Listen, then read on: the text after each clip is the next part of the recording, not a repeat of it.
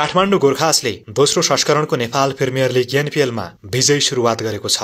विजयी सुरुवात गर्ने क्रममा काठमाडौँले सोमबार भएको उद्घाटन खेलमा गत सिजन विजेता जनकपुर बोल्ट्सलाई 5 विकेटले हरायो। जनकपुरले दिएको 131 रनको सामान्य लक्ष्य काठमाडौँले 18 ओभरमा 5 विकेट गुमाएर पूरा गर्यो। उसका लागि ओपनर बेन चार्ल्सवर्थले 46, आकाश त्रिपाठीले 39, मिलान कुमारले 19 तथा जोस सिम्सनले 13 रन जोडे। यस्तै अलराउन्डर मोहम्मद आदिल आलम 8 रनमा विजित रहे। उनले 4 बलमा 1 छक्का सहित 8 रनको योगदान दिएका हुन्। जनकपुरका लागि बलिङमा किशोर महतो, कप्तान अनिल कुमार शाह, ललित नारायण राजवंशी र जान निकोल लोप्टिटनले 1-1 विकेट लिए। त्यसअघि कीर्तिपुर स्थित त्रिवी क्रिकेट स्टेडियममा टस हारेर ब्याटिङको निम्तो पाएको जनकपुरले निर्धारित 20 ओभरमा 6 विकेट गुमाएर 130 रन बनायो। उसका लागि ओपनर आसिफ शेखले अर्धशतकीय पारी खेले। उनले 41 बलमा 6 चौका र 1 छक्का सहित 54 रनको पारी खेलेका हुन्। यस्तै मयन यादवले अभिजित 34 रन जोडे। लाहिरू समरकुन 15 रनमा आउट भए। बाँकी ब्याटरले भने दोहोरो अङ्कमा समेत रन बनाउन सकेनन्। काठमाडौँ गोर्खासका लागि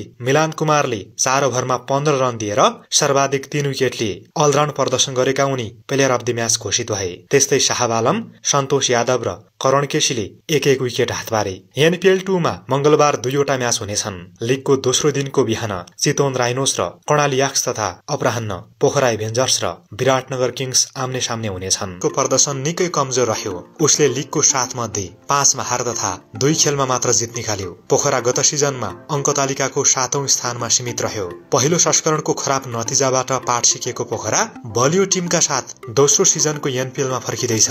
यसैबीच आजको यस भिडियोमा विदेशी खेलाडी अनुबन्धपछि पोखराको टिम कति सन्तुलित देखिन्छ भन्ने बारे चर्चा गर्दैछौँ। पोखरा एभेन्जर्स विश्व प्रसिद्ध विदेशी खेलाडीलाई भित्र्याएसँगै अहिले चर्चामा छ। इङ्ल्यान्डका विस्फोटक ब्याटर जेसन रोय र एनपीएलको पहिलो सिजनका विजेता न्युजिल्यान्डका जिमी निसमलाई टिममा समावेश गरेपछि त धेरैले पोखरालाई उपाधि दावेदारको रूपमा हेर्न थालेका छन्। रोय र निसमको आगमनपछि पोखराको ब्याटिङ बलियो देखिएको छ।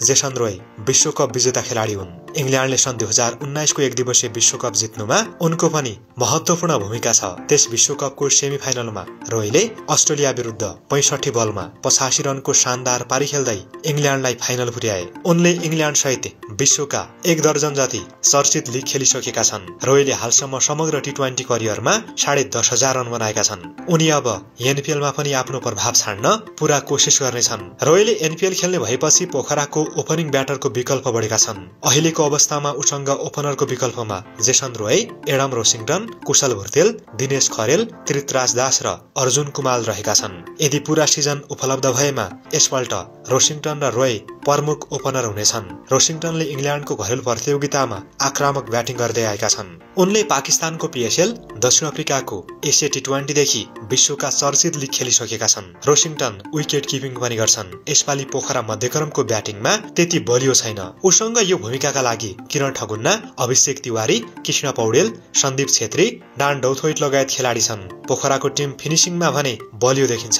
उसँग यो भूमिकाका लागि न्युजिल्यान्डका जिमी निसम र वेस्ट इन्डिजका रेमन रेफर्ड जस्ता हार्ड हिटर छन्। गत सिजनमा जनकपुरलाई च्याम्पियन बनाउन निसमले शानदार अलराउन्ड प्रदर्शन गरेका थिए। उनले ब्याटिङमा 247 रन बनाउनुका साथै 7 विकेट लिए। निसमबाट यसपालि पोखरा पनि यस्तै प्रकारको प्रदर्शनको अपेक्षामा छ। विदेशी ब्याटरले भरिभराउ पोखरा बलिङमा भने केही कमजोर देखिन्छ। पहिलो सिजनमा पनि उसको ठूलो कमजोरी बलिङ नै थियो। पोखरा यसपालि फास्ट बलरको रूपमा अलराउन्डरमा भर पर्ने देखिन्छ।